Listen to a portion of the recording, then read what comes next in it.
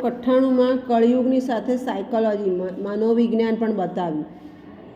મનોવિજ્ઞાન પણ એવું કહે છે કે તમારે તમારું મિત્ર વર્તુળ અથવા તમારું જે આપલે છે એ કોની સાથે કરવી? સમકક્ષ સાથે. સમકક્ષ સાથે કરશો તો તમારે સમજાવવાની જરૂર જ નથી, એ સમજે છે. એટલે અહીંયા મનોવિજ્ઞાનના ગુણો પણ છે કે તમે જ્યારે કંઈ કામ કરો છો કે કંઈ સમજાવો છો તો એ સમકક્ષને સમજાવો. વધારે પડતા ઉત્તમને સમજાવવા જશો તો તમારે તાલ મેળવવાનો છે. વધારે પડતા નીચેનાને સમજાવવા જશો તો એ તો તમને ભગાડી જ દેશે ત્યાંથી. એટલે સમકક્ષ સાથે વ્યવહાર કરો. બીજું એ પણ બતાવ્યું કે જ્યારે મોટો ગુણ સમુદાય હોય અને ત્યાં તમે એકલા ઊભા હો તો તમે જાણો છો આ વાત સાચી છે, એ સાચી વાતને લઈને તમે જતા રહો.